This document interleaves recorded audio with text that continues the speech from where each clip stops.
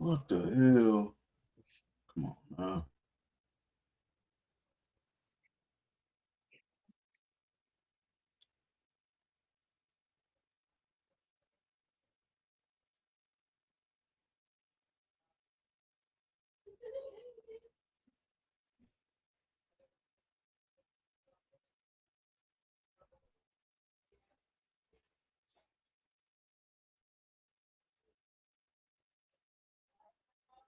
Let's see.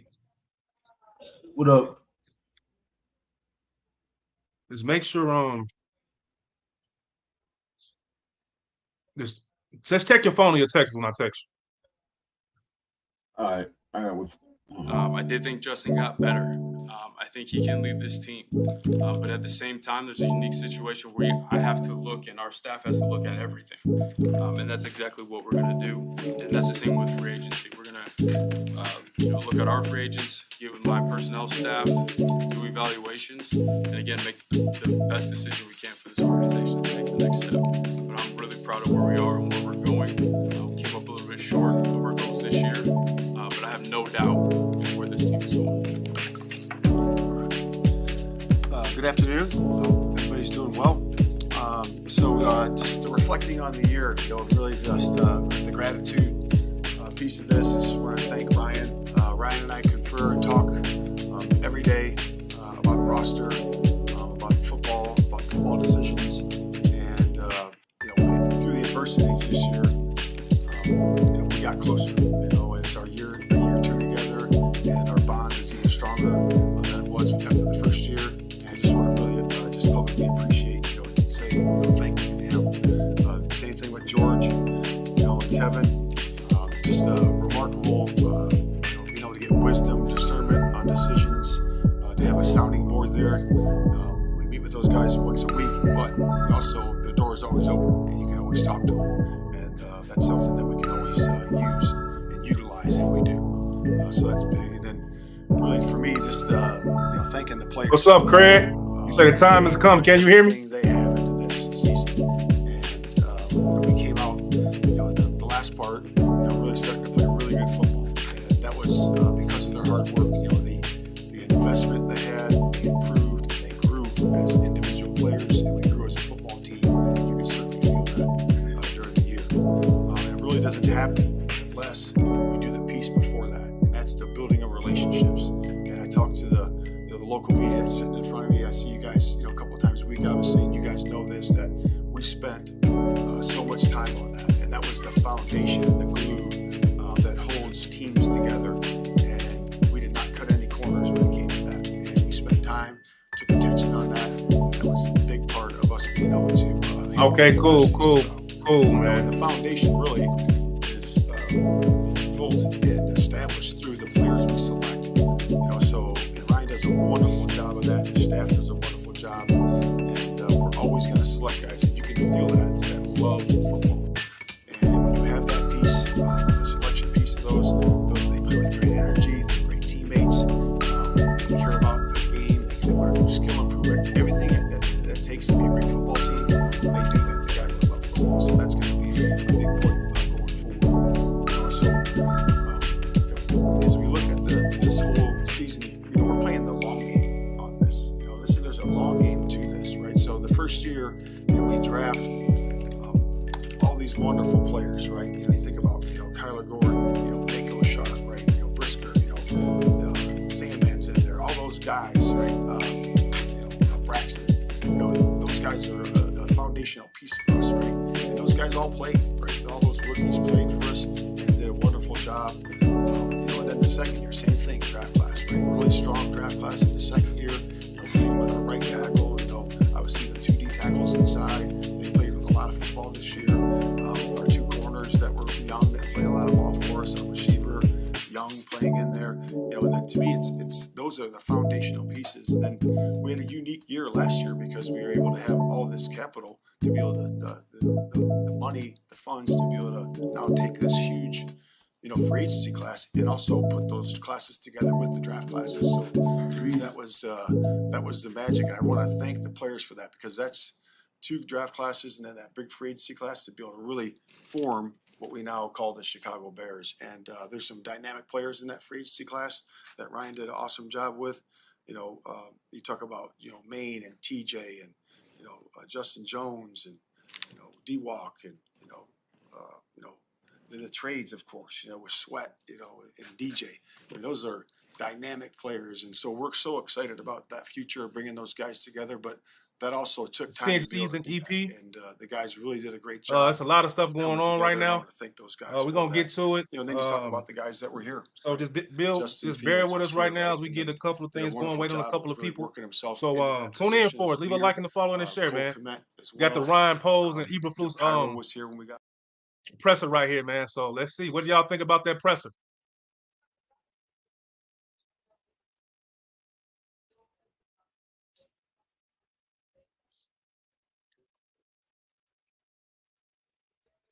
I did think Justin got better. I think he can lead this team. But at the same time, there's a unique situation where I have to look and our staff has to look at everything. And that's exactly what we're going to do. And that's the same with free agency. We're going to look at our free agents, get with my personnel staff, do evaluations, and again, make the best decision we can for this organization to take the next step. But I'm really proud of where we are and where we're going. We came up a little bit short of our goals this year, but I have no doubt where this team is going. Good afternoon. Hope everybody's doing well. Just reflecting on the year, really just the gratitude piece of this is where I thank Ryan.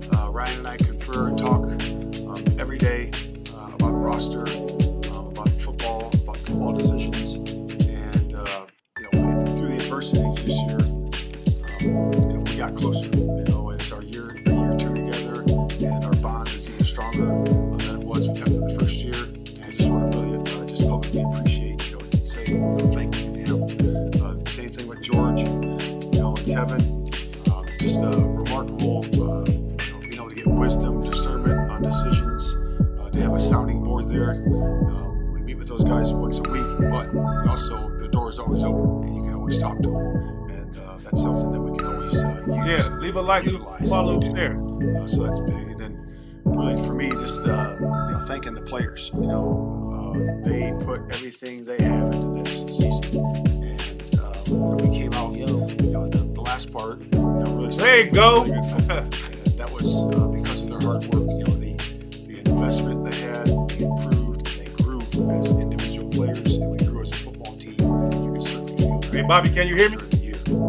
I hear you, bro. It doesn't happen unless we do the piece before that, and that's the building of relationships. And I talked to the local media that's sitting in front of me. I see you guys, a couple of times a week. I was saying, you guys know this, that we spent so much time on that, and that was the foundation, the glue that holds teams together, and we did not cut any corners when it came to that, and we spent time, took attention on that. He didn't look confident on his press conference at all, bro. Eberflus is on a short lease. The foundation really is I think he might be safer than what we think. I ain't gonna lie. So Ryan does a wonderful job of that. His staff does a wonderful job, and we're always going to select guys. You can feel that love for football, and when you have that piece, the selection piece of those they play with great energy, they're great teammates, they care about the game, they want to do skill improvement, everything that takes to be a great football team. They do that. The guys that love football, so that's going to be a big point going forward. As we look at this whole season, we're playing the long game on this. There's a long game to this, right? What's going on, everybody? Welcome to the CNG Podcast. End of season wrap up episode, right? Man. Welcome to the show. Leave a like, follow, listen, share. We're going to get to it, baby. We're just warming it up. Braxton, those guys are a foundational piece for us, right? And those guys all played, right? All those rookies played for us and did a wonderful job. And then the second year, same thing, draft class, right? Really strong draft class in the second year. With our right tackle, obviously the 2D tackles inside. They played with a lot of football this year. Our two corners that were young, that play a lot of ball for us. A receiver, young, playing in there. And then to me, it's those are the foundational pieces. And then we had a unique year last year because we were able to have all this capital to be able to the money, the funds to be able to now take this huge free agency class, and also put those classes together with the draft classes. So to me, that was the magic, and I want to thank the players for that, because that's 2 draft classes and then that big free agency class to be able to really form what we now call the Chicago Bears. And there's some dynamic players in that free agency class that Ryan did an awesome job with. You talk about Maine and TJ and Justin Jones and D-Walk and the trades, of course. Talking about that defense, what y'all think? DJ. Leave your comments, man. Leave your comments. Players. And so we're so excited about that future of bringing those guys together, but that also took time to be able to do that. And the guys really did a great job of coming together, and I want to thank those guys for that. And then you talk about the guys that we got here, Jason. right? Jason, Fields what's up, Jason from Australia, bro? What's up? Appreciate you checking in, man. Cole Kmet as well. Cairo was here when we got. He says he is extremely safe. He has built the culture that Poles wants.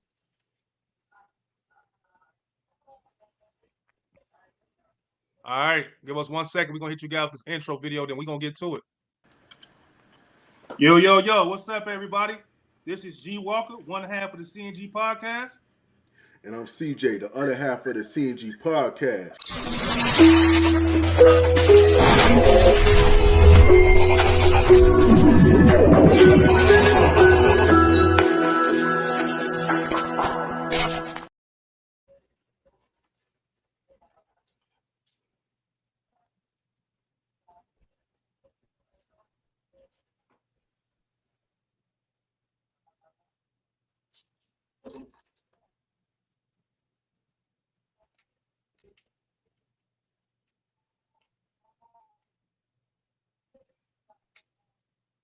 CJ.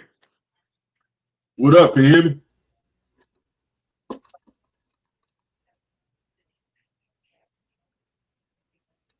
What's going on? Can y'all hear me out there? Bobby, you good? Yes, sir. We good. What's up, y'all? What's good? Shit, man. We just getting to the end of season EP, man. We ain't seen you all season, bro. How you been? Been all right, man. Working, grinding. You already know, putting it in. So we'll see what happens. It's been going well, though, man. Can't be happy. Can't be more happier than what we've been seeing, for sure. Man, so before we really get into it, man, what are your thoughts real quick about the season, bro? Like, usually we do a collab, a little bit sooner than this, but man, what are you thinking and what are your feelings about the season? I think this season was solid. I mean, it's unfortunate the way that it ended against Green Bay, but I think that overall, with all the turmoil that happened in the first few weeks, the way that they was able to kind of nip that stuff in the bud and then, see better performances from the team, you got to take it for what it is. And the arrow is pointing upwards, even though, you know what I'm saying, that last game of the season was a blunder and it was terrible. You still got to take it for what it is and say, hey, we moving in the right direction. Yeah. Couple of players got snubbed out of the Pro Bowl, DJ, and you know what I'm saying, Brisk and all those guys. How'd you feel about that, man? It is what it is. Typically, when you got a team like the Chicago Bears who ain't winning much, you ain't gonna get people looking at your players in the right eye. I do think that Jaquan Brisker definitely was supposed to be selected over Budda Baker. I just think that when you look at the numbers and you look at his impact for the Chicago Bears defense, you could say that he had a huge impact in the stats matching better than what Budda Baker had. So I see that. And then, but it's, it happens every year. Somebody gets snubbed or whatnot. But I do think that was one of the more egregious ones right there.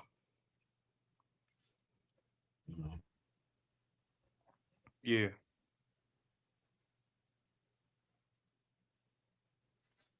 Okay.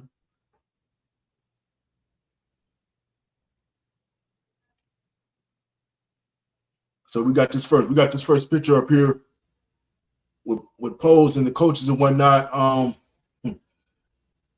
Bobby, what you think about the as far as what the direction the Bears are going to go in as far as with the coaching? Because we have heard a couple of coaches out there that they may, as far as offensive coordinator, as far as what they may look at.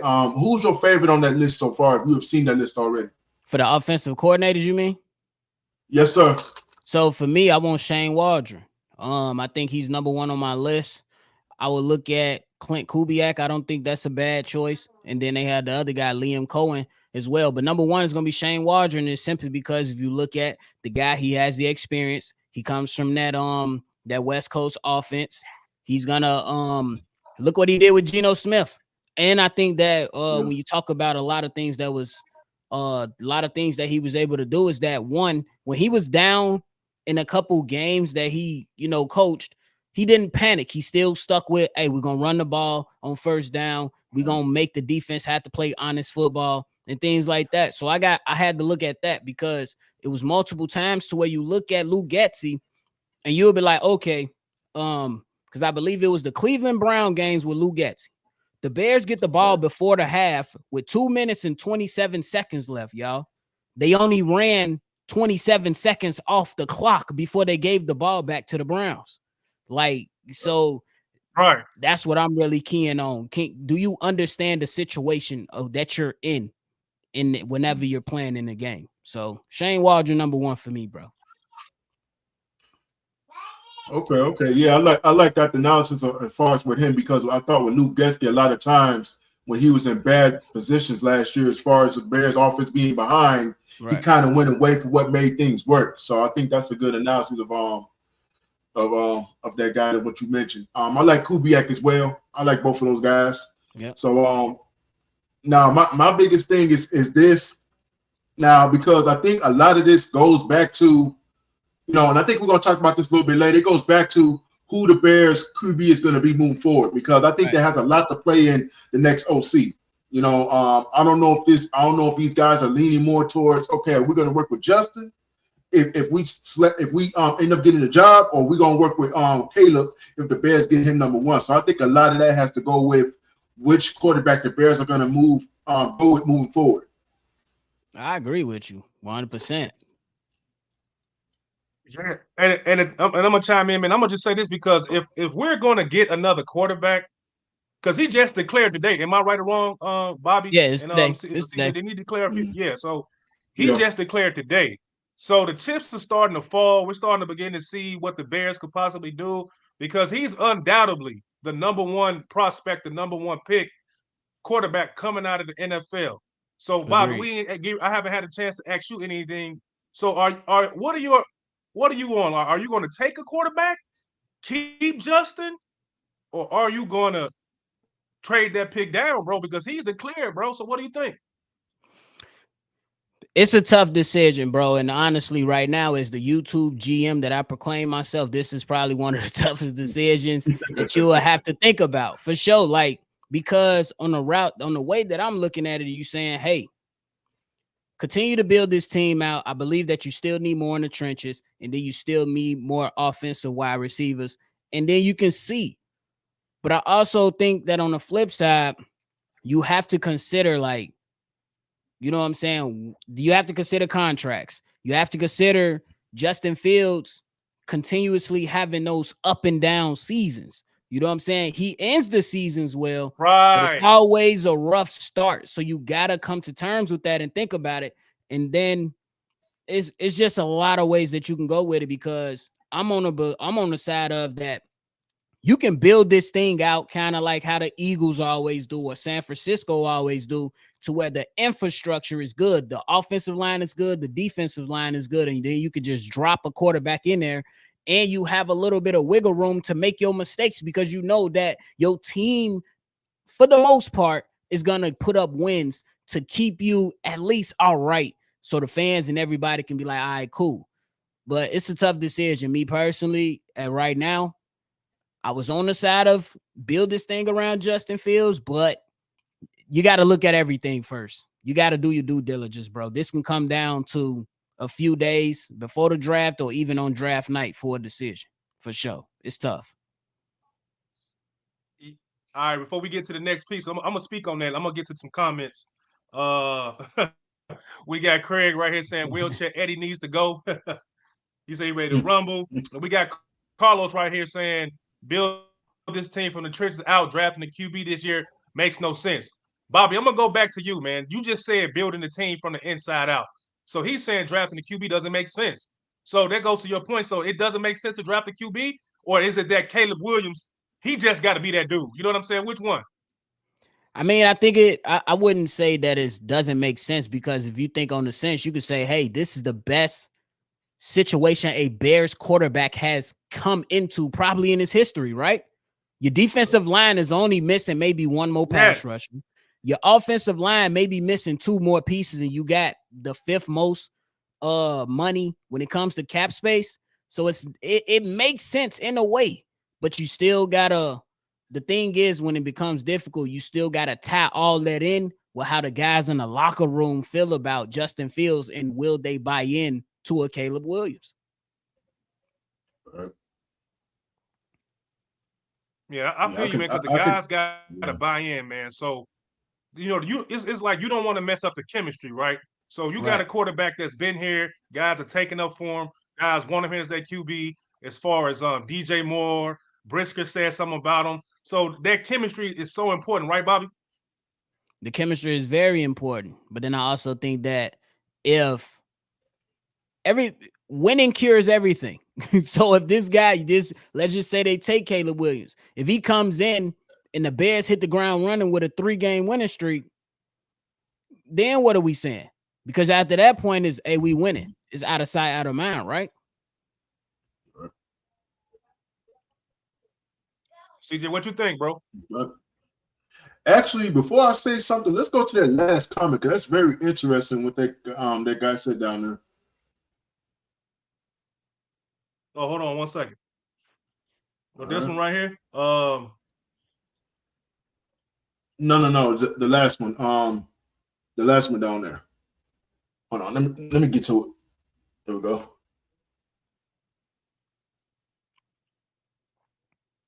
This one right here? Yeah, this last one right here. What if Caleb doesn't want to come to Chicago? I mean, look. We've been hearing this for the last couple. We've been hearing this for the last couple of weeks. People have been, chiming in on news, I guess, that was put out. Fake news per se that was put out about Caleb not wanting to come to Chicago. My whole thing is this: unless Caleb says that himself, I'm not going to sit up here and say, "Oh, he doesn't want to come here. He doesn't want to do that. He doesn't want to do this." Because everybody got this perception of him as being a prima donna. He does this, he does that, he got an attitude, whatever it is. Now, my whole thing is this kid just declared today, he could have stayed in school for 1 more year if he didn't want to come to Chicago. You know what I'm saying? I mean, point blank period, he could have stayed in school for 1 more year. But the fact that he wants to come out now, he's saying, okay, the teams that could potentially draft me, I think they're teams that are set up to put me in the right direction moving forward. Because if he was so unsure of coming out this year, he wouldn't have made no decision. The Bears are set up pretty good. DJ Moore, they got a good wide receiver. They got a good defense. Their offensive line, they're going to potentially build that and get that better. So why wouldn't you want to come out and go with any of these teams in the top 5 and say, okay, they got a good structure. They bringing me in. Let's see if they can build around me. So all this about Caleb Williams not coming to Chicago, y'all gotta get off of that, because unless he says it himself, you can't believe it. Can I add to that, CJ, real quick before you go, G? Yep. It makes, CJ, exactly what you said is the reason why it totally makes sense, and that this didn't. I don't believe it came from him. If you look at the top 3 teams, bro, the Bears are in a better position than the Patriots and the Commanders. Like, you got to be crazy if you don't see that the Bears are right now better than the Patriots and the Commanders. So I think that's what it all makes sense. And you was 100% on that, CJ, for sure. Yeah. And I got to agree with you, man, because people got to understand, he declared, right? So this basically means that he's ready to compete. He's ready to go to the NFL. He's not coming to a Chicago Bears team. If we draft him, that's 1-13, 1-16 or something, 2-14 or something crazy. If he gets drafted here, he's coming to a team that has stuff already here. You have a number 1 wide receiver. You have a number 1 tight end. You have a legit defense. So if I'm Caleb Williams and everything is on the up and up about coming to Chicago, I'm gonna have to really consider that. And he has. To his credit, if it didn't come from him or not, he's considering coming to Chicago. Man, you coming to a 7-9 team, bro. You're not coming to a team that's 2-14 or 1-16. I'm glad somebody that's on his team got in his ear if they needed to get in his ear and say, hey, Chicago could be a spot, bro. They got a lot of stuff that's already there and more stuff coming with the draft and the draft capital, right, Bobby? Yeah, definitely exactly what it is. And G-Walk and CJ, y'all gonna laugh at this, but it won't take long if he's good. It won't take long to be the best Bears quarterback in this franchise's history, right? You already knew you was gonna go there. It won't take long. We never had a 4,000 yard passer, bro. If he comes in year one and do a CJ Stroud, he literally gonna be the front runner for in year one. Right? Like, it's crazy. The bar ain't been set that high. Yeah. And Bobby, I want to go off your point of CJ Stroud. I looked at Caleb's stats in his last season, Caleb's stats that he just played, I think, what was it, 2 years ago? Not counting this year, but 2 years ago. Mm-hmm. And CJ's stats from 2 years ago, they're damn near identical. The only difference is that CJ had, I think, more touchdowns by 5. And he had one more interception. I think he had like 41 touchdowns and 6 interceptions his last 2 seasons. I'm talking about CJ Stroud. So when you look at these two guys, they're pretty similar in the stats. Caleb does a little bit more running, but you look at those two guys, they're very similar. Caleb is just a little bit shorter, and I think that's the only thing that it kind of concerns me is his height, because he is around 6'1", about 6'1" and a quarter. So does that concern you, Bobby, as far as his height being a shorter quarterback? I mean, a little bit when you think about, athletic ability and attributes and things like that. But, hey, if you could play, you could play, bro. I seen Drew Brees be solid and the Hall of Fame quarterback. Kyler Murray, he little as hell over there in Arizona. He's solid. He's still you know what I'm saying? So if you can play, you can play. Another 7th grade out there. Yeah, it sound cool to be like, yeah, my quarterback 6'6", 230, rock hard abs. But at the same time, all what matters is that if you can play, bro. Can you play? All right, man. Let's get some comments, man. We got Craig saying he's gonna crying in his mom's arms after week 2 once our offensive line gets some kills. That's one of my major concerns. And great comment by Craig. This offensive line, bro. Justin is out there making miracle whips. He's making chicken salad out of chicken shit with this offensive line, bro. It's time for Cody Whitehair to leave. It's time for Lucas Patrick to leave. My biggest thing is this. Justin Fields, if everything is built around him, I honestly think that he's a franchise quarterback, bro. But the way that this offensive line is blocking one game, how they didn't show up to that Packer game, I'm kind of nervous about another quarterback coming here without the offensive line and all the trimmings to go with it for a new quarterback. You know what I'm saying, Bobby? Oh yeah, I definitely agree with you, but I think that's more so on the guy that was fired and should have been fired. You know what I'm saying? It was on Lou Getsy. And I know this just happened, but if you look at the way that the Green Bay Packers played a downhill pass rushing defense of the Dallas Cowboys, you can't tell me that wasn't schematically set up to beat the defense that you were facing. I feel like Matt Eberflus did everything that he could. You held the Green Bay Packers to 17 points. Your offensive coordinator was dumpster juice. Didn't do nothing. Didn't set things up right. The sequencing was horrible. The man only had Justin Fields pass, I think, under 20 times. It was crazy. 16. Like he was 16. Yeah, he didn't throw that many times, and you didn't move the pocket that much. You coach scared. And that's exactly what happened. You need more tough-minded offensive coordinators, bro. Yeah, go ahead. Sure. Ahead, CJ. I know you probably want to say something. For sure, man. You know what? I always say don't trust a motherfucking Green Bay Packer. But when you look at Aaron Rodgers, man, and the fact what Aaron Rodgers said dead on about this guy, I believe it's true. Because he did play scared over the last couple of years before Aaron Rodgers left Green Bay. That's why him and Aaron Rodgers bump heads. You can see it in the way he played here as far as his coaching. You can see as far as Lucas's coaching that it was going to go downhill. And that's why I said I don't know who's picking these coaches for the Bears moving forward, but whoever's picking these coaches for the Bears moving forward, they need to bring in another consultant, another advisor, and really look at and see what coaches is going to come in and move forward. Now, Eberflus did a pretty good job for the defense, but the offense has to play catch up now. And the only problem that we do have is this offensive line. How is this offensive line going to look moving forward? Are they going to get more athletic guys that get to the point A to point B as far as in the blocking attack? Because we need guys to get up the field and get these other blocks for these running backs, either for these wide receivers to get open. Something has to change. So it all comes down to who this offensive coordinator going to be, whoever it is. And it also comes down to how is the offensive line going to look. That's going to play a part into what's going to happen moving forward, regardless of Caleb Williams is the quarterback or not. I agree. Yeah, and I gotta agree. But we're gonna get into a comment before I bring up the next piece right here. We got Crykor, Mr. Crykor. He says, so if we have a better line, don't you think Justin Fields will ball out? I think he will ball out, man. I think Justin Fields, to his credit, has improved every game after that Minnesota Vikings game when they blitzed him. That psychopath-ass coach blitzed him the whole game. And my whole thing was saying this about Justin Fields. If you can't grow from a team blitzing you all game, you're not the guy. Because that's probably the hardest thing you're probably going to have to face and to see somebody blitzing you all game. I think Justin Fields grew up that game. I think when he got hurt and he had to come back, I think he grew. And ever since then, he's gotten better at managing the game. So I think if they put more stuff around Justin Fields, I do think he can ball out.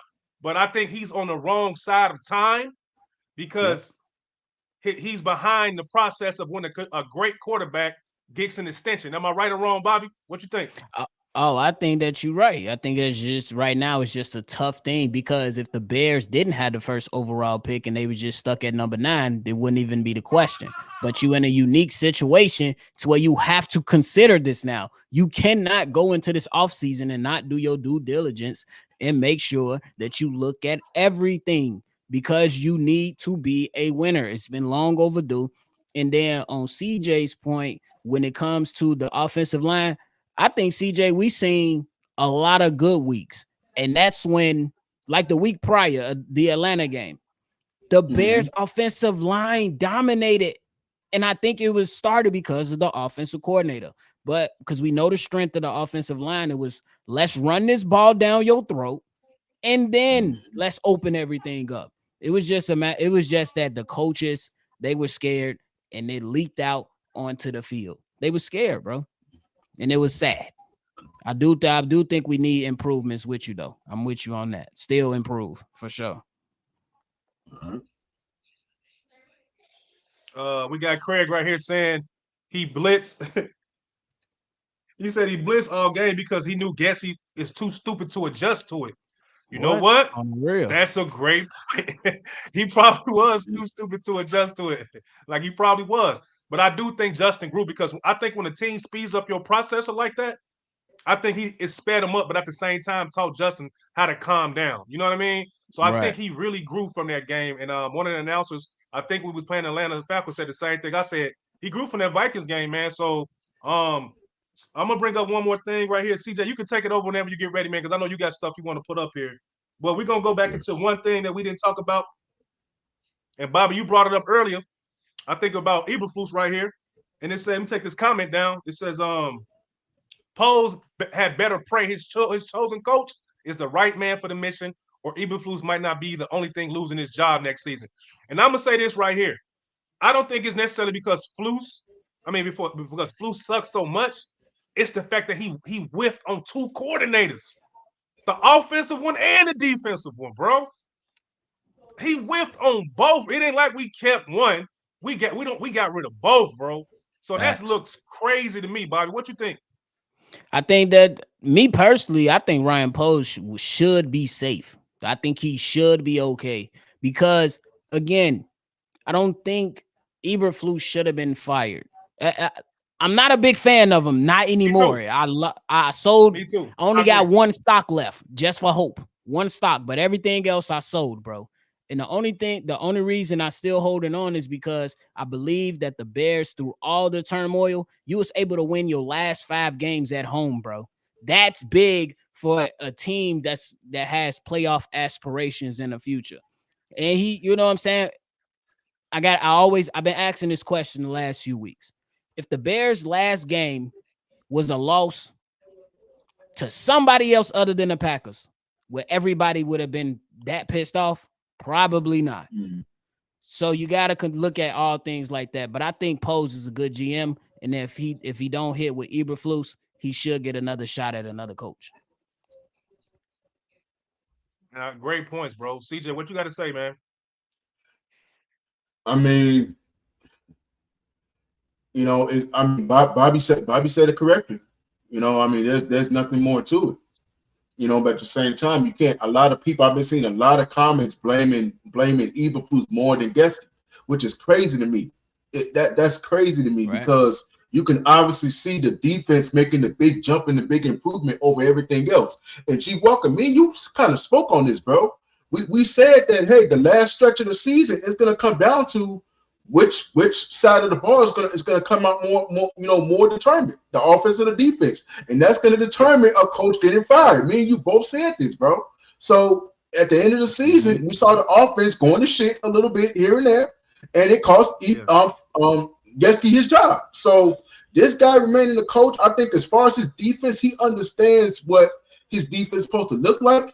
He understands on what they're supposed to do moving forward. So now the offense still has to play catch up. So again, this guy, I think deserves at least one more year. I think he did a hell of a job with the defense. Them bringing in, Montez Sweat, Johnson improving, being a Pro Bowler, being a second team All Pro. So you got Stevenson, you got all these guys you can name on this defense to where they made the jump. Now it's time for the offense to do the same. Hey man, and you're so right, and we both said that it's gonna come down to whatever skill position takes off first, and boy did that defense take off. Yeah. So every game we saw, all we saw was 3 and out. We saw games where we turned the Lions over 4 times, and we didn't have probably one touchdown. That's on Luke Getsy. That's crazy. Every time them boys got an interception, we could not score, bro. They was putting us at the 40 damn near every time with turnovers, bro. So it definitely came down to what better coaching with his skill position was going to be at the end of the year, man. It looked like Flus, man. The guys love Flus, man. And I will give Flus credit for this. They didn't quit on him when he was 3-13. They didn't quit on him when he was 7-9. And they're not going to quit on him when they probably go 13-4 or something next season. So I love to see it, man. I want to keep Flus. I love continuity. I think he's a great coach. He's a motivator. He makes them guys play hard. But Ryan Pose, because trust and believe, Eberflus is not getting another chance to pick that offensive coordinator. Am I right or wrong, Bobby? I don't think he's going to get a chance to pick another one. You know what I mean? I don't think he's picking this one. I don't think he's picking this one. Yeah, but go ahead, proceed. I don't think he's picking this one, right?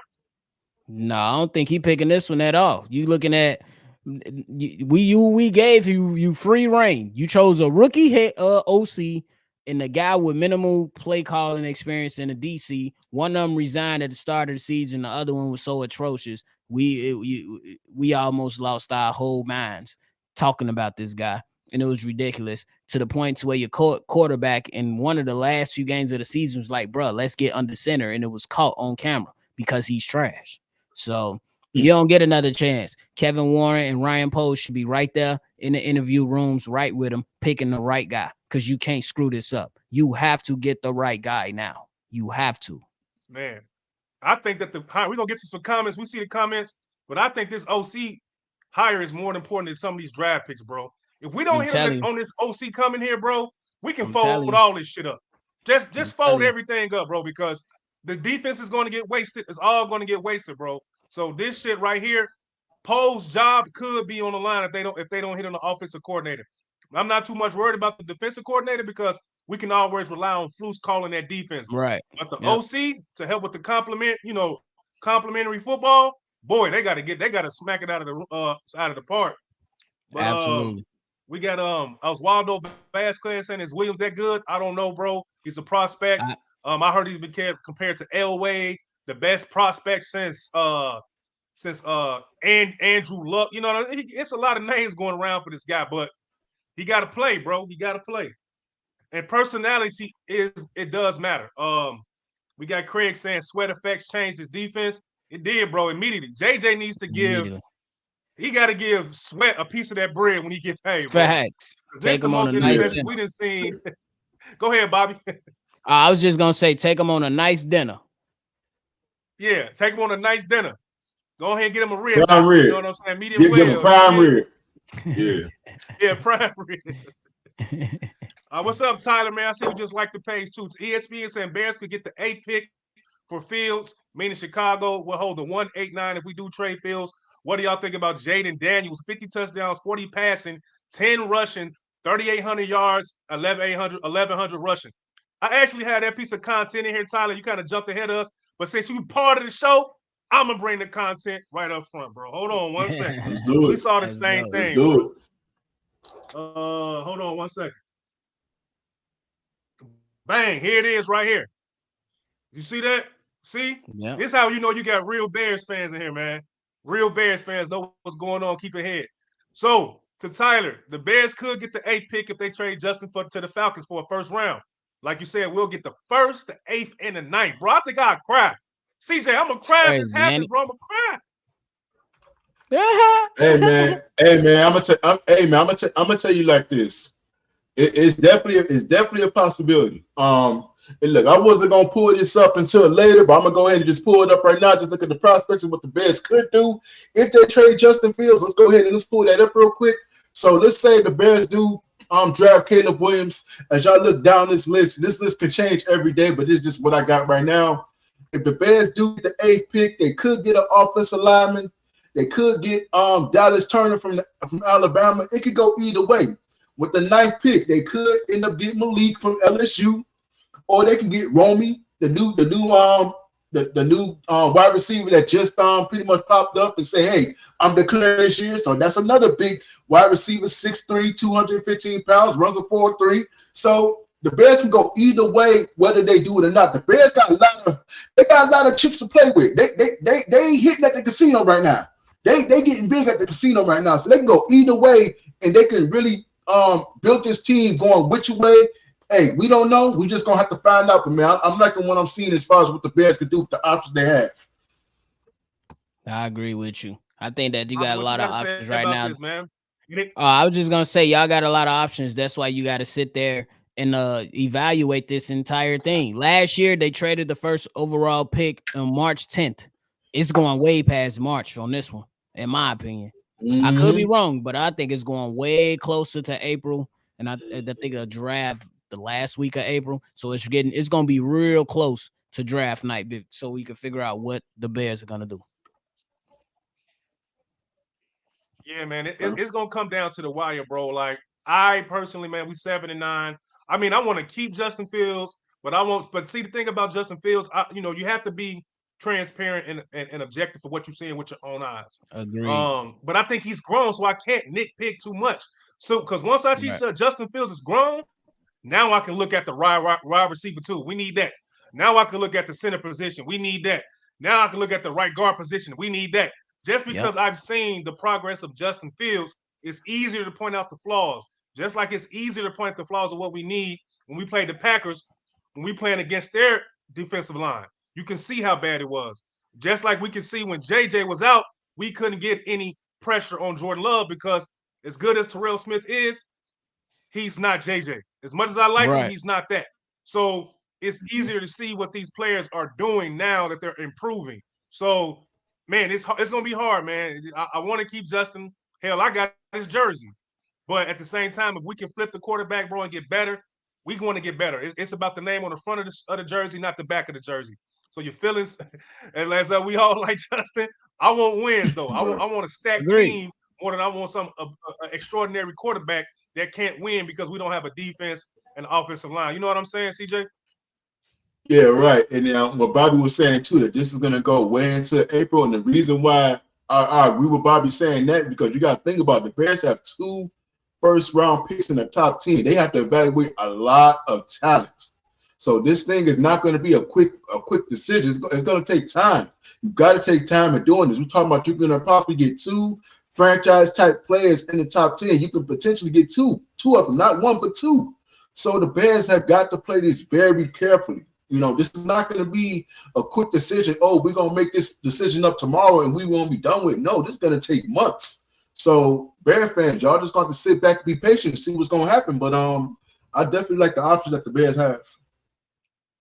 Yeah, they definitely gonna have to be patient. All right, And man. I'm telling. Let's get. My fault. I was just gonna say, I'm telling people right now, don't panic. It's good. Give Detroit they win in the playoffs. Give the Packers they win on the playoffs. But the Bears are moving in the right direction, y'all. Don't look over there and say, "Oh my God, we just need to tear it all down again." And no, the Bears held the Packers to 17 points in their last meeting. How bad it was. They only scored 17 points, and they should have beat the Detroit Lions twice. Yeah. We closer than what a lot of people wanted to make it seem. We're closer than what people make it seem. Don't panic, Bears fans. Don't panic. Mm-hmm. All right, man. Great comment right there from Bobby. We're gonna get into the comments, man. We saying leave. We got Craig saying leave Eberflus in the room and interview out the interview room. Yeah, keep his ass away from the whole offensive line. The craziest part this season, this is how I know we needed that the Eberflus ain't shit on offense. When they went for it on 4th and 3, and Getsy's like, we're gonna go for it on 4th and 3. And I know Flus was probably like, yeah, that's cool. But I know damn well he wasn't like, we're going for a Hail Mary. A Hail Mary? Come on, man. Come on. What are we doing? Let like, y'all know. What are we doing, bro?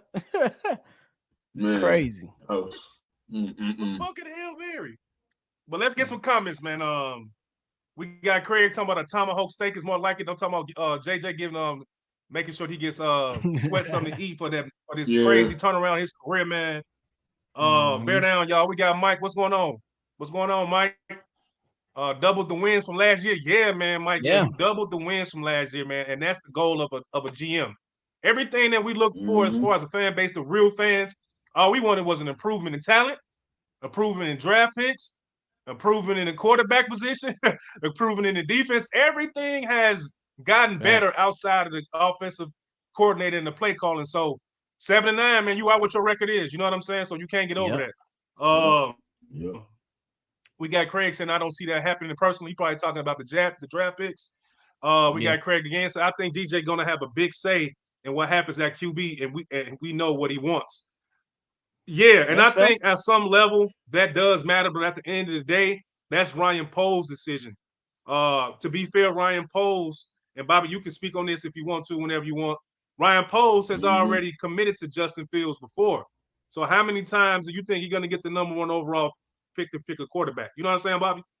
Yeah, then you know what I'm saying? I think that he going to do his due diligence. And I understand that his players vying for Justin Fields.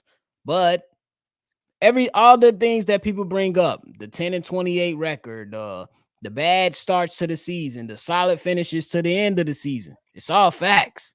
And right now, you got a lot of questions surrounding Justin Fields. We know he's hella talented, but you got a lot of questions. And you got to do your due diligence. Look, the way I'm treating it is, if y'all can't tell, it ain't my decision. I got to sit in the middle and say, hey, whatever Poe's going to roll with, that's what we're going to roll with, and hope that it's the best decision, because I would like for Justin Fields to stay, but you can't ignore the young guy that's coming out of college with a similar skill set like Justin Fields. It's similar, you know, and we don't know what he can be in the NFL. You got to consider everything. Yeah, I agree. It's very similar, but I think the biggest thing that's going to the biggest. Comments. I'm not sold on Williams. I'm good. Oh, go ahead, G. He says he's not strong on Williams. He struggles against top 20 teams. Defense has lost the record against the top 20 teams defense. Tyler, can I ask you a question? My bad, CJ. Go ahead. Go ahead, Bobby. Did you watch the Notre Dame game? The only reason I'm asking is because that's one of the top 20 teams that he lost to. But during that game, it was a lot of bonehead mistakes from his offensive line with early snap penalties. It was the offensive lineman getting blown up. It was fumbles from his teammates, and it was him too. But then the only reason I'm asking you that question and bringing up these things is because isn't that some of the same reasons we was like, damn, Justin Fields can't win? Because of the offensive lineman, because of drop passes, because of pre-snap penalties. We got to evaluate this on a fair plane. That's all I'm saying. That's true. And I think, and the only thing is now that people are mentioning, oh, he did this, he didn't play well against this top 20 team. The thing is now, who's going to be the more confident quarterback? Because it's going to be evaluation time. Yep. When Caleb Williams gets that gets that pro day with the Bears and whatnot, and the Bears get to see him for the first time. Now we're gonna see who can make those throws. Yeah. Now we're gonna see who can really, run an offense, because that's what's gonna tell who's the quarterback is gonna be. And you Bears fans that's doing a lot of talking, y'all better go and watch that for real, because you're gonna see who the quarterback is gonna be. So I'm gonna play real close attention when Caleb Williams, gets ready for his, his draft day and pro day and whatnot, and him going and trying out for the other teams and whatnot. So I will be paying attention to that, because that confidence is a big thing. And I think at times we saw Justin's confidence be up and down during the season. That's the only thing that's concerning, because you don't want your quarterback's confidence being up and down, because now he's going to be undecisive about how many throws can I do? Can I throw this ball into tight coverage? Can I do this? Can I do that? You really want your quarterback to remain focused when shit goes bad. Not when shit goes good, but when shit goes bad. Facts. So we're going to see what happens. G-Walk, can I add something real quick? Great point, man. Go ahead. Go do your thing.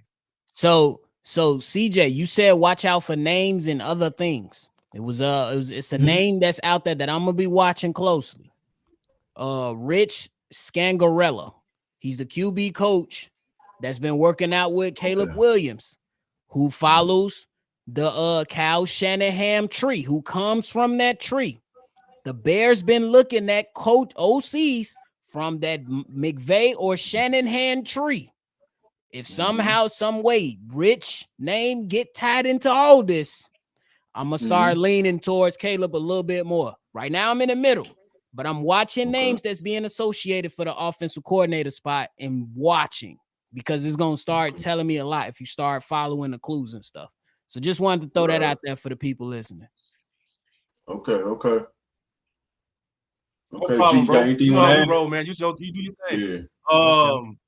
We got Craig. Let me get to Craig. He's talking about some plus he won't like the Chicago nail salon. That even needs to kick rocks. Hey, man, I don't care what he painted.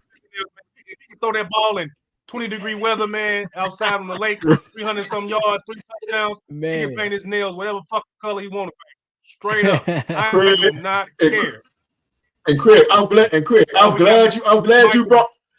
you brought that up, Craig, because I didn't want to say anything, because people been getting kind of sensitive and flagging people for bullying and harassing. So I'm kind of glad you said that. So I'm not speaking for Craig. That's Craig's comment right there. Right, for sure. I respect the comment, but if he come here and he playing like, I don't give a damn about your fingernail. Don't care. I don't care. Right. I want wins, bro. Yes. I want wins. That's all, bro. Care, bro. That's all. We got back to Bear fans saying DJ Moore had his best career, best year. Best career. What? He had his best. He had a career year. Yeah, he had a career year. Yeah, with Fields. And Fields, to his credit, missed 4 weeks. DJ Moore could damn near have 1,800 yards receiving, bro. And I think that if Justin Fields does not miss those 4 weeks, it'll probably be more reason than not to think that Justin Fields won't be on his team. I think that hurt him more than it helped him. Even though he improved, I think it hurt him, man. It could possibly hurt him. But yeah, he had a career year, Mike. He did. He really did. I agree with you. What up, Josh, man? I hope you're still in here, man. We know we just getting into it. Sorry, we just getting to your comment. It said they need to get rid of washed-up Green Bay players on the roster. Facts. We got Green Bay. All double agents. Hey, man, let's go. Robert Tonyan. Robert Tonyan and Driver. What the fuck is his name? The big tight end. Oh, Mercedes Lewis. No. Caught a touchdown this year. Robert Tonyan. It had to be Tonyan. Both of them guys from Green Bay. The tall guy. Equinemius and St. Brown. No, he's from Green Bay too. That's 3 people. Oh yeah, that's 3. Yeah. Lucas Patrick. That's 4. Yeah, Lucas Patrick. The tight end is it Driver Mercedes? Mercedes Lewis is the other one. Yeah. Yeah, another one. Yeah, you ain't lying, Josh. You ain't lying, bro. St. Brown. Bruh. Oh shit! Got to start somewhere. So let's keep it Got to moving. start trimming the fat. Let's keep it moving, man. So, Bobby, this pitcher been in here for a while, man. We're gonna keep it moving, man. Second team All Pro right here for your boy JJ, man. What do you think, man? I'm just happy we got a stud on that side. But what do you think, bro, about his play this season? Congratulations to him. Big congratulations to him. There was some questions on if he can increase his interceptions, and with an improved D line, he showed that he can generate interceptions. He definitely should have had about 6 of them, and 2 of them should have been pick sixes. What are we doing? But nonetheless, I got to show him some love because he showed up and showed out. And lastly, pay that man. Pay that man. You need him. Pay that man. Yeah, they definitely gonna pay him after they said that he's not going anywhere. No, he ain't going nowhere. Poe said it. Yeah, he said JJ, you'll be fool to let him go. I was saying he was a fool to let him go before Sweat got here because you don't never get rid of your young talent like that. Like they might not be getting interceptions, but JJ's putting up top 5 numbers before Sweat got here in a lot of categories. So I knew the Sweat effect was going to happen, man. So shout out to JJ. Shout out to Poles for getting Sweat. The Bears are right there. He says, Josh says, why every GM we get always get washed up players? Maybe because they was washed up players at one time and they want to get somebody a second chance. Poles was playing for the Bears. Poles played for the Bears and didn't make the cut, bro. He was some cut. Yeah, Poles was some cut, bro. Look it up. He didn't make the team, bro. That's funny. At the end of the day, it's all about money. Saying, I'm his biggest. I'm his biggest critic. I think he played very good at the end of the year, but he still need to stop with the dumbass penalties and play consistent. Hey, man, in the perfect world, nobody makes mistakes, Craig. It is what it is, bro. It is what it is. Yep. Like, nobody's going to play perfect ball, but I did not like how he went on 670 and lied and said he was healthy, that he was going to play versus the Packers. He lied, man. Right. Come on now. He lied. I don't know if he did that for – he lied. He lied. I don't know if he did that for leverage points to get his deal to say, hey, look how the secondary performs without me just to put the icing on the cake for some money. But he lied on 670, Bobby. What you think about that, man?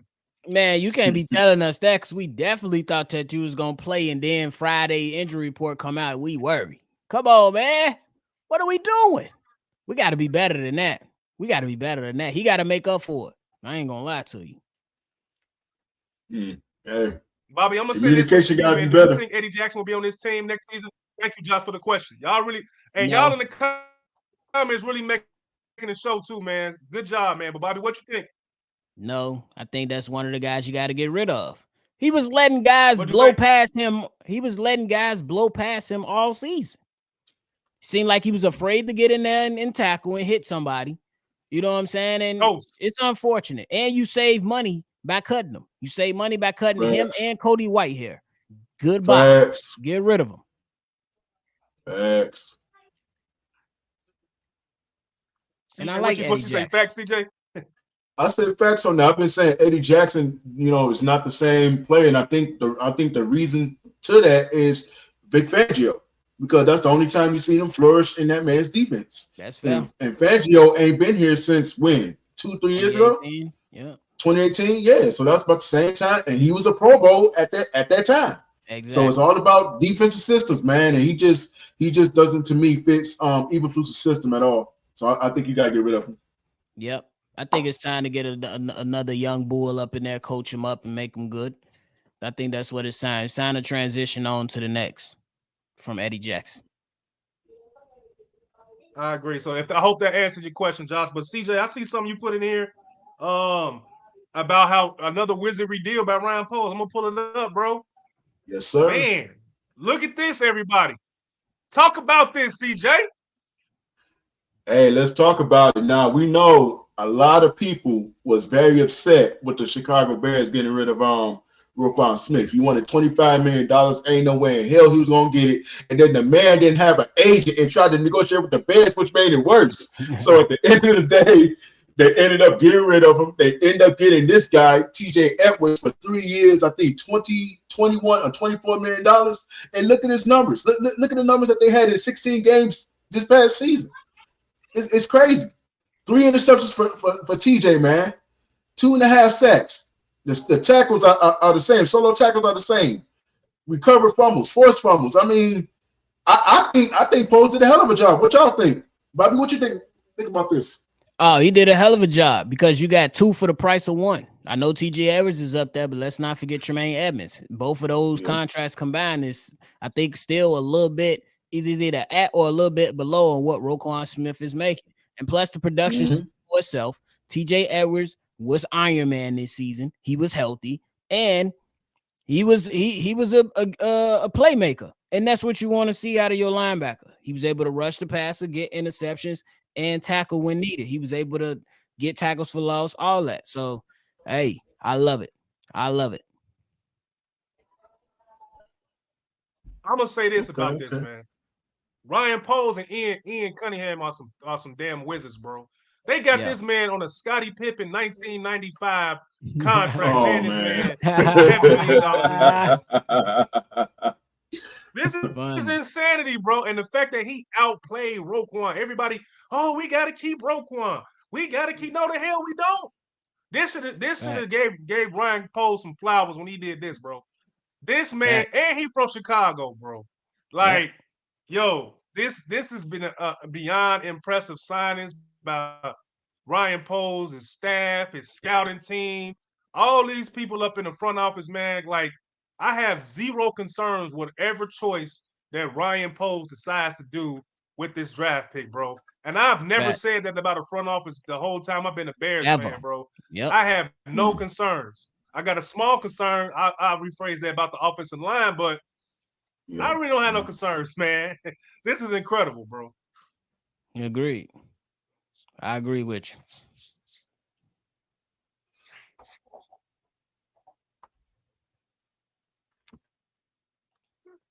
So what's the biggest need on the team, Bobby?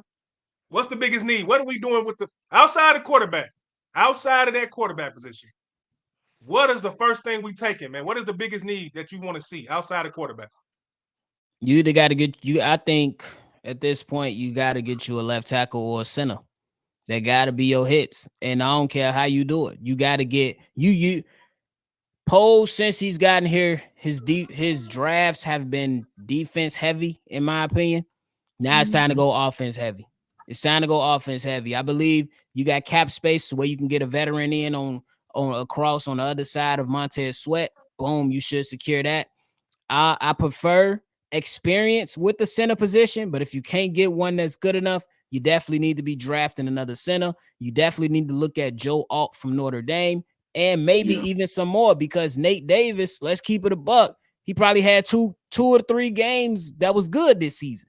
I understand that he was going through what he was going through. I'm not going to get in his personal business. It ain't my business. But we signed you to a 3-year deal for a reason. You got to show up. So this season, it's over. Get better. We got to get back and get right. We signed you for a reason. Let's go. So I would say the offensive line, G. I would say the offensive line. Yeah, G. I want to add on to what Bobby said. I see you. Yeah, I want to add on to what Bobby's saying about Nate Davis, because the thing is, too, we got to think about this as well. I understand that the man had personal issues and everything else, but this has been going on for past seasons. This has been going on since Tennessee. Tennessee had an issue with him with his production, you know, him wanting to come to work and everything else. We heard the chatter about him. So my biggest thing was this more of a signing because it needed to happen? Or was this more of a signing because you guys there was nothing else out there? Because my concern is now, I don't want the Bears to start signing players because they're available. They need to look at players who can be available, you know, who have a mindset of coming to work and wanting to play. Because, you know, I saw Nate Davis go up and down. I see him with 2 good games, and then the rest of the games that he played, he didn't look too good. And this is a guy who's a Pro Bowler in Tennessee at one point. So it's like, now I don't want them to start wasting money on talent because they got to fill in that position. It's like you said, Bobby. You got to draft a guy. You know, if there's nothing out there, or you got to look for a free agent who really is more available. Because my biggest thing now is availability. Yeah. Because a guy can either get better with more playing time, or he could just not be good at all with more playing time. But he got to be available to play to see what the guy's made of. Agreed. You definitely got to see what these guys made of. But I will say this, CJ, I'm so happy Ryan Poles didn't sign Mike McGlinchey and took Darnell Wright. I'll tell you that. Yeah. What's going on with him, Bobby? Mike McGlinchey, he haven't had a good season. And Darnell Wright is the future. He's a dog. That man was playing through injury toward the end of the season, and he was still out there fighting. I mean, he didn't have his best performance at the last game of the season when it really mattered. But overall, as a rookie, you got to show him a lot of love for how he performed against some of the best edge rushers this season, bro. You got to. Yeah, you got to, man. There's another. You talking about Darnell Wright, right? Yeah, Darnell Wright. Correct. Yeah, Correct. Yeah, man. He made the all rookie offensive team, and I think we had that in here. Hold on. I think I had that in here. I might delete it, but either way it go. Another great draft pick by Ryan Poles, man. The dude made the all rookie team, bro. Offensive is crazy. But CJ, I said you put this in here, man. You want to explain this one? Yeah, this is pretty much people leaning one way towards the other. Now I think because Caleb didn't decide if he was declaring or not, but I'm still gonna lean it towards everybody. Like, what is y'all most, what do you think as far as the Bears keeping Justin Fields? Everybody's saying Marvin Harrison Jr. The Bears gonna trade Justin Fields. They're saying more so Caleb Williams. Who is more? Who's pretty much you guys are giving the number one option as far as the Bears got to have this guy as far as whether Justin's going to be here or whether Caleb's going to be here. So my biggest thing is, who out of these two guys is that number one guy? Is it more so Marvin Harris Jr. or is it more so Caleb? I think I'm going to lean more towards Caleb because I'm looking at the other two wide receivers in this draft. I like Romy. I really do. I really like him. Malik is solid as well. So I think if I'm the Bears, I'm saying skip past Marvin Harrison Jr. I'm saying get Caleb Williams if you can get him, and I'm saying get one of those other receivers, at the 8th or the 9th spot, whatever spot that you have. Go ahead, Bobby. Oh, I was gonna say I'm with you with that first overall pick. If you don't select Caleb, you trade it. There's no way in hell with the haul that you can get that you select the wide receiver number one. No, sir. Right. If you don't take Caleb, you trade that pick and then you see what you can do. And I'm right with you, CJ. I understand that Marvin Harrison Jr. is amazing, but he's not the only good wide receiver in this draft. Right. Do what you got to do to make sure you secure and add on to what you're trying to do as an organization, because you can't select no wide receiver number one. No way. Yeah. I've never seen it in my life. Yeah, it ain't happening. I think Calvin Johnson was selected. We got some comments, though. Let me get some comments, and I'm going to chime in. Go ahead, Bobby. What? I said, what wasn't Calvin Johnson like one of the last receivers to be selected real high? I think he was selected number 2 overall, if I'm not mistaken. Yeah. Let me see. And yeah, Andre Johnson was selected 3. I think Jared was. I think he was. That's crazy. It's crazy. We got Craig talking about Roquan didn't want to stay in Chicago. The interior line. I guess he's talking about the draft picks. Needs to be fixed. O-line the biggest. I think that referring to this picture and referring to what the needs are. I'm gonna go off CJ's picture right here. I'm gonna say quarterback too, man. I can't see a wide receiver being drafted number 1 overall, bro. Like Bobby said, you get no dap with that, bro. Like you get if you trade that down, like you don't get nothing from that. So from that standpoint alone, it doesn't make any economical football sense to even do no shit like that. But if he falls to us somehow, if we can fleece somebody to get him, we would go number 3 and trade the pick. Oh, he got to be here, bro, because the wide receiver. Oh, yeah, I'm with that. The wide receiver number 2 spot for a team that's 7 and 9, not 1 and 16. We're 7 and 9. So if this guy can come in and contribute right away and be better than Darnell Mooney, and if he falls to us, you got to take him. Because you don't want to go backwards as an organization with a draft pick. You want to go forward. If this dude can somehow fall to us at 3 or some shit like that, you got to take him, bro.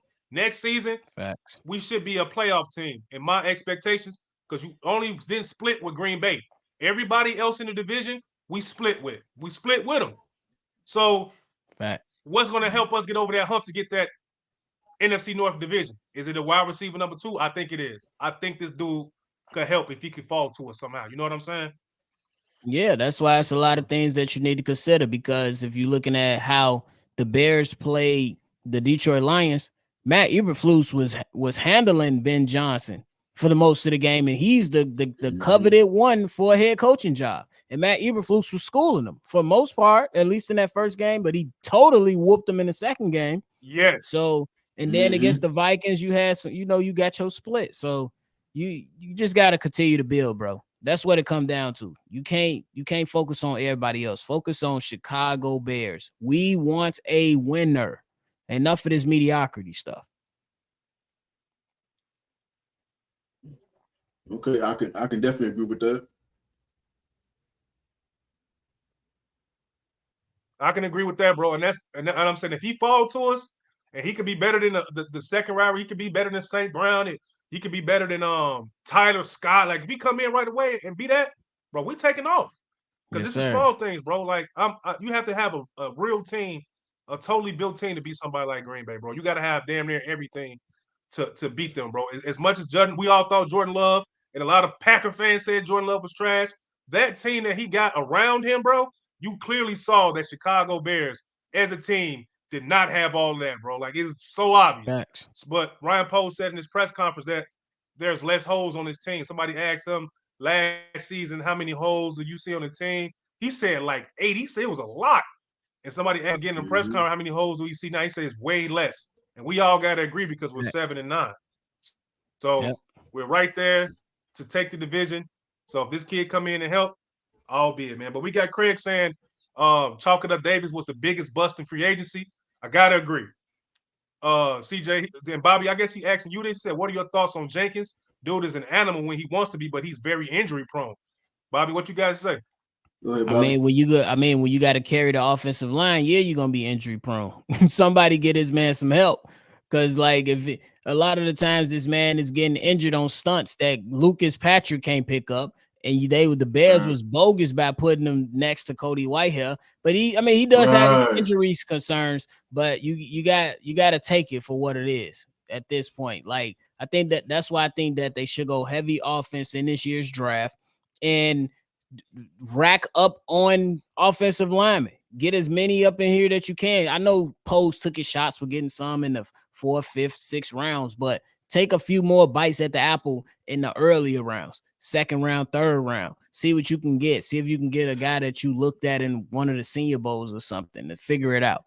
You got to get this offensive line right, because that's what's making Jordan Love operate the way that he operates, and the same thing can be said for Jared Goff. Yeah, and I'm gonna add on to what Bobby said, but I'm also gonna throw something in there, and I gotta say this: the biggest, I think, the only mistake that made me raise an eyebrow with Ryan Poles was the signing of Nate Davis, because to me, I thought Jenkins played better on the right side than the left side. To me, that was the stronger side. If you look, I guarantee, if you go look at the numbers, Jenkins' numbers were better when he was a right guard than left guard. Right. So to me, that whole signing with Nate Davis didn't make any sense to me. It never actually did make sense to me. So I think with the Bears moving forward, they got to really look at numbers and see what guy fits better at the position, because there's too much flipping and flopping with the offensive line. Guys are playing out of position. It looked real funky and bad this year. So I think what the Bears need to really do, if you're going to go sign a center, play that man as center only. If you're going to sign if you're going to go draft a left guard, play that man at left guard only. I don't want to keep seeing guys switching positions, and you got a center who's playing right guard who can't block worth a damn at that spot, or you got a left tackle playing right tackle who can't block worth a damn at that spot. Let's be consistent with what we're doing out here. Everybody want to try to play, let's match up guys at different spots and let's see what they do. Man, that's a recipe for disaster. We saw that this year. Facts. And then another thing, dude, like when Nate Davis went down and Tevin Jenkins was on that right side lined up next to Darnell Wright, they was a problem. That duo on that right side was such a problem. Olin Kreutz came out and said, if I'm Matt Eberflus and his coach staff, I don't move Tevin Jenkins back to the left side. But they clearly didn't listen to him. So So I think CJ put this in here, man. Man, this dude was been with the team for 22 years. Senior Vice President, General Counsel Cliff Stein is out after nearly 22 years. Bro, I've never even heard of this man. Who the hell is this, bro? I didn't even know it was a position with the Bears called a contract negotiator or whatever it was, the position. I didn't know it existed. It said the Bears are working to fill out Matt Eberflus' coaching staff, and now they have a significant departure outside of football operations. What did he do, bro? Like, shit's crazy. I mean, I know that when Ryan Post first showed up, he was demoted. Ryan Post guy was inserted to take the helm. And then this past season, they kind of just said it's over with. Look, I don't like to call for people jobs. That ain't how I roll. That ain't what I do. But with Kevin Warren and Ryan Post trying to clean house, you gotta clean the stuff that stank too. He been here for 22 years. So you've been here for the 22. We've been up and down and mostly down. Clean the house, fix it up. We need a championship mentality. It's unfortunate, but this is a business. Yep. And what's so funny, because I want to know how that, I would know me as the ex-corporate person that I used to be. I come into an office and I'm looking around and I've been here for almost 2 years and I see somebody I don't see all the time. Who are you? What are you doing? Right. Bruh. Oh, I'm the contract. All right, man. You gotta go, bro. Like, what are we doing here? You've been here 22 years. You have nothing to show for it. Like, that's me as a boss too. Like, man, you gotta go. So go back to what you're saying, Bobby. Warning them, like, yo, who is this dude? Like, you gotta go. You gotta go, man. You gotta go. So, but we got a comment. Let's see what we got. Alan Kenny says, y'all are sad has been around a decade. Are you a Packer fan, bro? Are you a Packer fan? You got a green Must shirt be, on. because I see some green and some yellow in the building. That's what I see. Gotta love Packers fans. He says he was running for the president. Oh, word. Okay. He ain't the president now. Shit, get his ass get up out of here. Go get that Social Security, man. Go ahead on, bro. God damn, G. Damn. But we're gonna talk about. We only got a couple more things, man. We don't want to keep, our boy here longer than the lot of time, man. But we're gonna talk about this guy right here. We probably ain't talked about him enough. Montez Sweat, man. Look, Pro Bowl, bro. What do you think about his impact so far, man? We're gonna talk about this, man. Impact was tremendous. I remember when Khalil Mack first came to the Chicago Bears, and man, it sent a jolt through the defense of the Chicago Bears. This guy's having a similar impact, and the guy led 2 teams in sacks this season. First time in NFL history. Got to show him love on that. And, hey, let's just continue to keep it going, man. Get him a running mate on the other side of him so we can really be dominant. And I still probably look at a defensive tackle you could probably bring in off the street. I ain't going to lie. Yeah. Hey, Alan, bro, we appreciate your energy, man. We appreciate your comments, man. You letting us know who this guy was, man. They had to fire. So, man, do me one favor. You haven't, man, go like the page. Come follow us on Facebook, bro. We'd love to have you because we do this every year, end of the season. We also do a whole live draft show. We do post-game shows. We do live shows, the whole game, pre-game shows. So, man, if you're a real Bear fan, bro, you're going to love rocking with us and pulling up to the shows on Sundays, bro. So we appreciate you. And he says, Craig says, unfortunately, that's just like our own son who has 0 football IQ. The man said he was a fan, Craig. The man said he was a fan of football, bro. If you can't get no more, I'm just privileged and I just was born into this shit, you can't get no more of a real statement than that, bro. He said when we got Kennedy saying he was a great contract negotiator. Was he though? Better than Samuel Jackson to negotiate. I bet you that shit. Was he though? I don't know, man, because when you was see he right? Like, was he right? You see here the GM's name. So you saying that Poles was the face for this guy? I don't know, man. I don't know. I have no clue. Hey, you crazy Craig talk about you feel me? He probably did. Oh man. That's funny as hell. Hey, that Glennon caught. Oh my God! But we got Allen right here saying 3 tech is key. And he negotiated. Hey, they Nick go back to Foles' what Bobby was saying contract. about getting somebody on the side. That 3 tech is key. Yeah, 3 tech is definitely. I think I like what I seen down the stretch from Javon Dexter. What you thinking, Bobby? Who we taking with the 3 tech? What we doing? Oh, I don't know yet, but I did like what I seen from the young guys. I still think that you probably want to add on to that. So we'll see. I'm still doing my deep dive into the draft, so I ain't got no answer for that right now. I ain't gonna feed you no BS, Allen. All right, man. Before we get out of here, man, we're gonna do something quick. I just thought about it.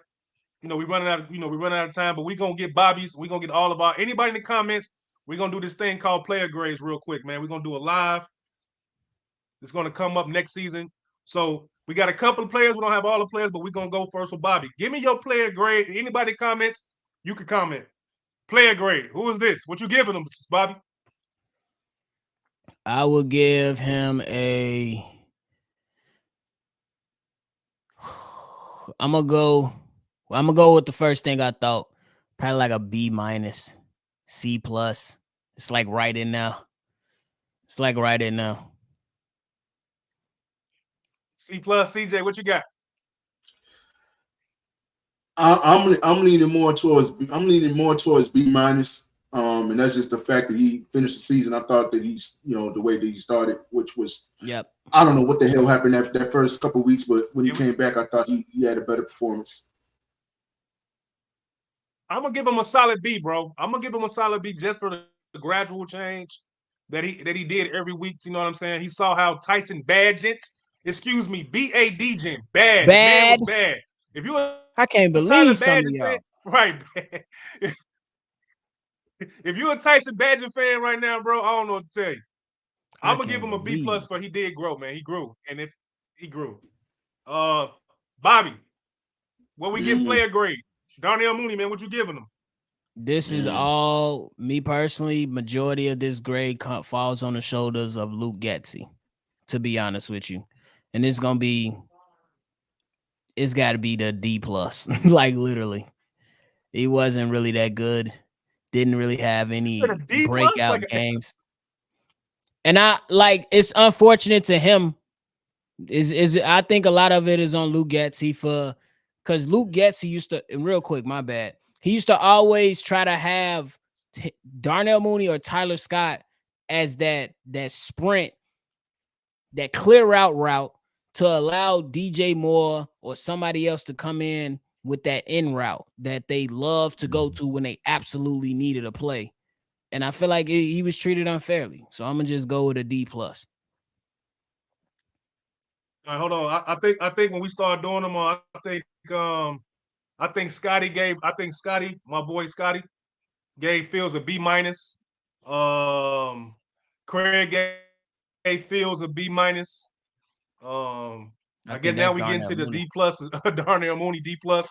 CJ, what you giving Mooney, man? I'm giving him a D. I'm gonna just give him a D. He was trash, bro. He was trash, man. A D. He dropped that end zone, that touchdown in the end zone, and his ass was on the a D, man. A D. Yeah, and I gotta agree with you. I gotta give him a D too, because some of the plays you can blame it on Luke Getsy, but other plays just him not having pure confidence in his talent. You got to be laser focused. You got to be ready to play, man. You got to catch that ball. So you got to catch a lot of balls. And I've seen more drops than I've seen catches from him most of the time. Oh, yeah. Absolutely. Yep. I'm going to give him a D. But this guy right here, CJ, what we giving Cole Kmet, man? What you giving Cole? I'm gonna give Cole Kmet a solid B. A solid B. I still, even though he had a solid year, I still want to see a little bit more from Cole. As far as in the blocking game, I want to see an overall game before I give him that A minus for a tight end. But I'm giving him a solid B minus, a solid B plus. Excuse me. I'm going with the B plus. I think that he needs to get more physical, and then he'll start when he catches the ball, bro. Sometimes the defensive backs don't be that big, bro. You need to get more physical when running after the catch. But so far, solid B plus. Run their ass over. For real. You I'm too gonna give damn him a big. B. I'm gonna give him a B. I agree with y'all, man. He had a career year, man. He took a hit the last game through the middle of the field, bro, and he got up. He caught that ball, and he came back in the game. So I'm gonna give him a B+. But we got Craig giving him an A. What up, Scotty? Scotty's giving him a B. But then Scotty says, but definitely he showed improvement last season. Yeah, he showed improvement. So we got a B+, man. So this kid right here, man, this is his rookie year?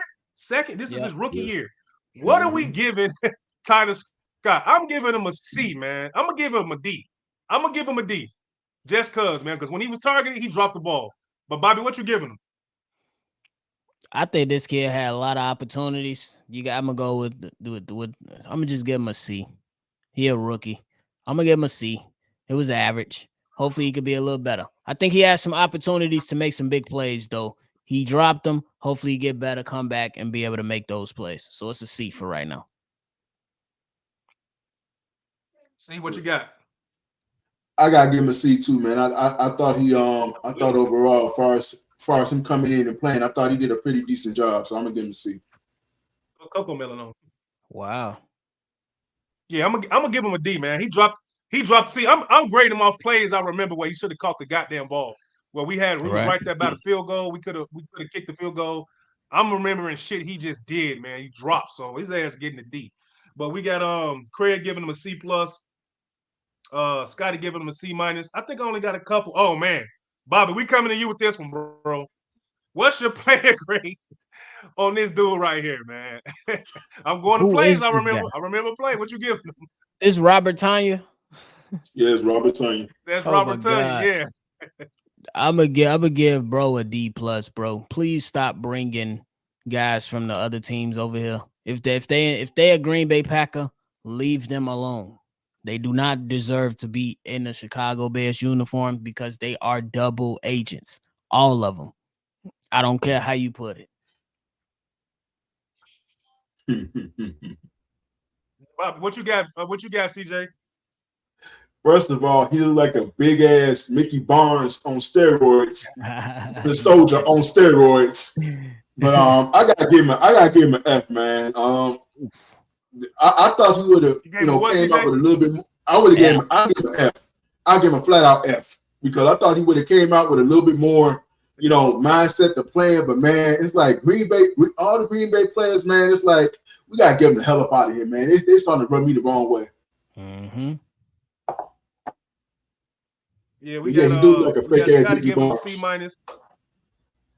He gave him an F-. We got Craig giving an F-. I'm giving him an F, man. The last thing I remember, you dropping a 45-yard, 50-yard touchdown, bro. Your ass is getting an F for failure, motherfucker. Get off the team, bro. We only got a few of these left, man. So Bobby, we're gonna get you out of here, bro. I know everybody gonna get Montez an A. Oh yeah, he gets that A. This is easy. He gets an A for sure. Easy. I'm trying to find somebody, easy man. Money. We can get this is a nice picture CJ put in here. I guess we can get these all guys a grade. I'm giving Edwards an A. I'm giving Tyreek an A. That boy, that's a bad boy, bro. That's a bad boy. He bounced back. He played crazy. Back. Kyler Gordon, he's great. Kyler's getting probably get a B+. And I guess Brisker gets a solid B+. 17 tackles since the merger. You know what, Brisker? What I'm giving you an A. What are y'all giving this unit right here, man, in the comment section? Bobby, what you got for everybody right here? For Edwards, I'm giving him a solid A. Tariq Stevenson, I'm going to go with B+. I think he recovered well. Kyler Gordon, B+ as well. And then Jaquan Brisker. I think that's a solid B right there. I think it's a solid B. Okay. Right. So we still got Craig in here talking about A+ everywhere. What you got? Scotty say A. All A's. Then we got Scotty saying Edwards was a tackling machine. Hey, yeah, bro. Definitely he went crazy, man. Like, god damn. I know that contract extension he get.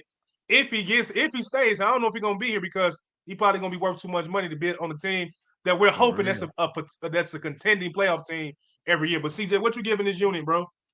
All right, I'm gonna do this real quick. I'm gonna try to name everybody in these pictures, man. So I'm gonna give Swell, who's in that picture, 44. I'm gonna give him a solid C+. I'm gonna give Edwards an A. I'm gonna give Tyreek a B+. I'm gonna give Kyler Gordon a B. And I'm gonna give who else is in that picture right there? Oh, okay, that's Dexter. I'm gonna give Dexter a solid B. Yeah, All Dexter. right. We got one more, man, and we're gonna get up out of here. We appreciate Scotty. We appreciate Craig. We appreciate Josh. We appreciate, man, so many people. I can't remember all of y'all, man, but we appreciate all these comments. For sure. But yo, Darnell Wright gonna be the last one we give a grade to, man. Bobby, you got it, man. What we giving him? He gotta get an A, bro. He gotta get an A. He went up against monsters all season long, bro. From Aiden Hutchinson, completely shutting him down. Danielle Hunter. He had Myles Garrett. Myles Garrett whooped his ass, though. I ain't gonna lie. But he went against a lot of people. Rashawn Gary from the Packers. Buddy, he performed well. He had his mistakes here and there. But for whatever, all things considered, the way he was able to handle all that from premier pass rushers and slowing some of them down or neutralizing them and stopping them, he got to get an A, bro. He got to get an A. I'm giving him an A with you, man. What you giving him, C? Before we get out of here. I'm giving him an A, man. That's barbecue chicken make you want to slap your mama right there. You gotta give him that A. Let's go. I'm giving him an A, man. Barbecue chicken. Let's go. We got Craig talking about what we thought about Eddie. We're gonna give him a G. Eddie Jackson. Man. His ass gonna be off. We're gonna give his ass an O for off the team next season. Right. Scotty say defense overall a B, man. Yeah, this was a great show, man. Shout out to my man Bobby from Chibulls Podcast. I'm gonna let CJ introduce this man right here because this is his guy from the jump. Go ahead, C. Hey, Bobby, man, appreciate you for coming through, man. You know, you guys are doing your thing over there at Chibulls Podcast. Before we let you go, my boy, plug in your show. Let everybody know where they can find you guys at. All right, man. So I'm Bobby. Y'all can find me doing Chicago Bulls at Chibulls Podcast, doing Bears at Chicago Bears Central, and even doing NBA on NBA Central. Shout out to CNG. Y'all already know y'all always family. Appreciate it, man. Appreciate you. Oh, we got Craig right here saying, great show, guys. You about to go like your page. Clap it up for Craig. Hey, this is one of our OG guys, one of our favorite followers, man. One of our fans. He's been following us for the longest. So, appreciate hey, man, he's locked in, bro. So, yes, sir. Go ahead. I'm gonna introduce myself, and I'm gonna let CJ go last because he the GOAT. So, everybody know me. I'm G Walker, man. One half of the CNG Podcast, man. So, hey, this was our end of season wrap up. We do this every year. So, hey, we brought one of our guys on. The Foz couldn't make it, man. He got family. This situation's going on. Respect to the Foz and what he's doing over there with his family. Shout out to the First and 10 Podcast. Follow that, man. They do everything over there from all the tailgaters and super fans. That's his crowd. So if you're a tailgater, go follow the Foz, man, at First and 10 Podcast with the Foz along with Max. But I'm G Walker on half of the CNG Podcast. We will pick this probably back up probably drive time, man. We usually take a break, but we always got stuff going on. We can check out our the Cubs show, CJ's Fantasy Football show. Go to the CNG Plus Everyone's group page. On that page, we got baseball, we got UFC, we got jokes, we got NFL clips, we got highlights, we got everything on the other page. So go to CNG Plus Everyone on Facebook and just go join the group. You can go in there and post, you can talk, you can do whatever you want to do. But I'm out. CJ, you got it, bro. Hey, man, like G Walker said, but at the same time, we will be coming back during free agency because free agency is the first thing before the draft. So free agency, we right here.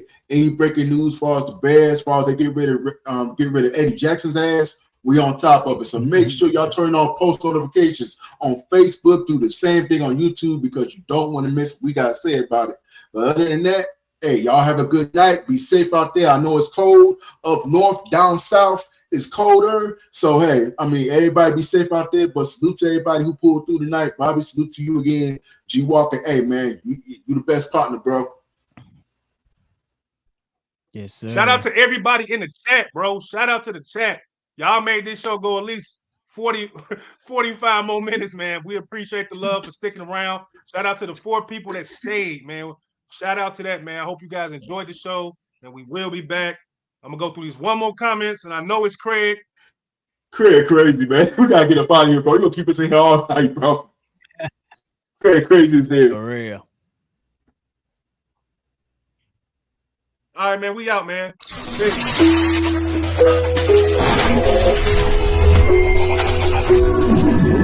Peace.